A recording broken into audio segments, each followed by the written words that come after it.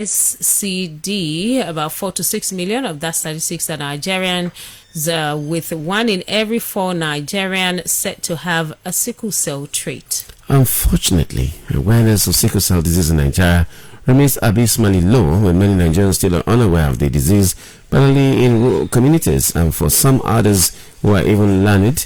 There are reports that some couple go as far as purging the genotype results they present before marriage institutions to enable them to get married. As the spotlight therefore shifts to this germane discourse, we also choose this day to amplify the advocacy and discuss treatment and management options. We're joined live in the studios by Tony Adeshola, sickle cell warrior of over 5 decades and founder, Sickle Cell Advocacy and Management Initiative, simply known as SAMI. Good morning, Madam Tony Adeshola. Good morning. Nice to be here. All right, good to see you again. Yes. It's been a long time. Very long time. All right, later on we'll have joining us Dr. Ademola Adewoye, hematologist with years of clinical experience in practice and research. You, of course, dear listener, can be part of the discourse as you share your concerns with us. You can also ask questions as regarding sickle cell. 0805-897 5897 0805-897-5897. It's the number to call. You can also send messages on WhatsApp to the same number, 0805-897-5897, or log on to our Facebook page at Eco FM. You can watch us live on Facebook. You can watch us live on YouTube. You can also drop your comments under the video. All right, let's start like this. So, the level of advocacy, what's the pinpoint of it? What's the highlights of it? What do we tell them in advocacy? Has it improved? Is it any better as we stand today? Well, in the last 10 years, I would say it's improved, especially in the urban areas, urban cities. Of course, in the rural areas, there's still a lot to be done. Because translation is key, getting people to understand what sickle cell is, breaking it down, because there's still a lot of superstition, let's face it. Back in the day, people used to call it Obanje, Abiku, and all those stuff. So, but there's a lot of advocacy going on, and the focus is, one, the importance of knowing your genotype, and it goes beyond the ASAS, because we're told, oh, it's all about AS marriage, but there are different genotypes now, and some of them do. There are traits of sickle cell. Yes. We'll discuss one other. We'll discuss one other later. But that's one, and then the second thing is government policy, health policy towards sickle cell. That's one of the major things we're trying to advocate, because it's one thing saying, okay, we want to take care of the ones who have not, to prevent people from getting born, but at the same time, there are a lot of Nigerians, 4 to 6 million Nigerians living with this disorder, and not everybody has the adequate healthcare or access to equitable healthcare. So there's no as effective policy, no newborn screening policy. So that's one of the things we try and advocate for. And then also stigmatization. Those are the issues that we face. You see people being stigmatized in employment, stigmatization in even getting married, and other forms of stigmatization because of the lack of understanding. Yeah. All right. It's said that Nigeria is referred to as the global epicenter zone. Why is this? What does it mean? Well, it means Nigeria has the highest black population. And since sickle cell is predominantly black, before you say it's only, now you find sickle cell in Asia, sickle cell in the Middle East, Mediterranean, but being Nigeria being the highest number of blacks in the world, we have the highest burden of people with sickle cell. Okay.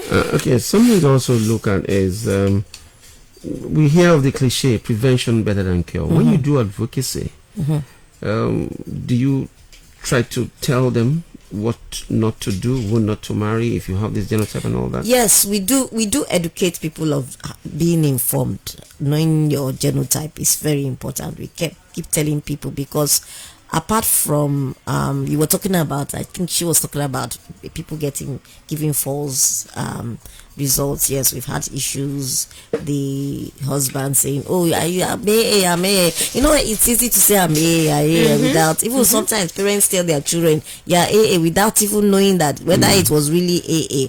So we advocate that you go and do your genotype in a very well good lab, and because there's also issue of labs giving false results.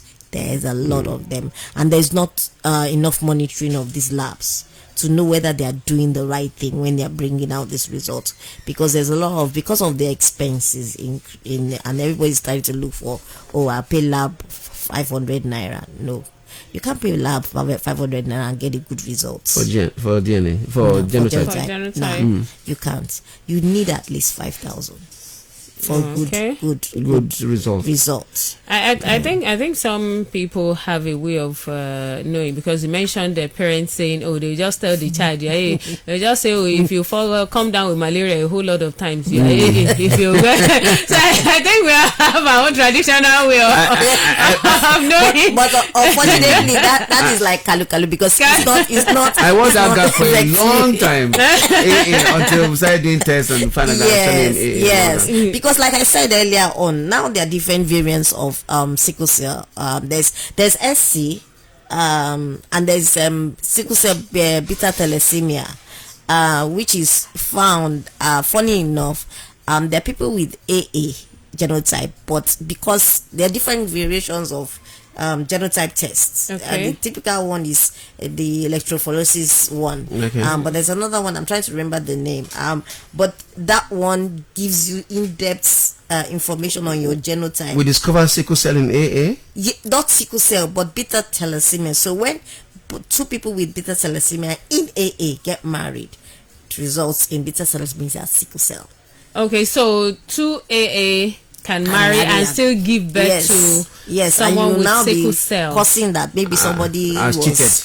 Thank you. Or maybe they swab the baby in the hospital. That kind of thing. But that kind of sickle cell. AC is another genotype, and if AC and AS marry, you get SC, and SC is a type of sickle cell.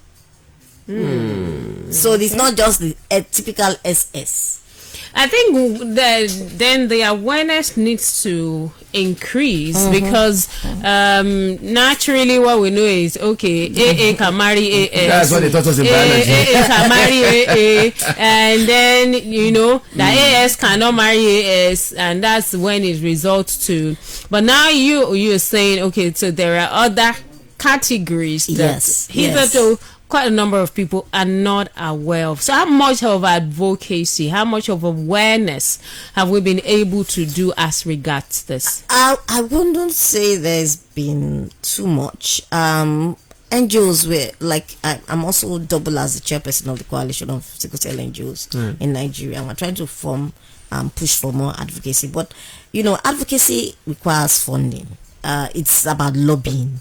It's about getting the word out there, putting billboards. I mean, when HIV came out, you see jingles, what's the billboards, all sort of things, information about HIV and or even COVID-19, the way it was, that kind of pushing it in their faces, because that's the only way, in different languages, that's the only way you can get your advocacy done, because people will not understand it with the little information. Okay, we go out and do outreaches, but you do it once, the person has forgotten about it, and doesn't really think much about it until they get into the situation of having a child with sickle cell.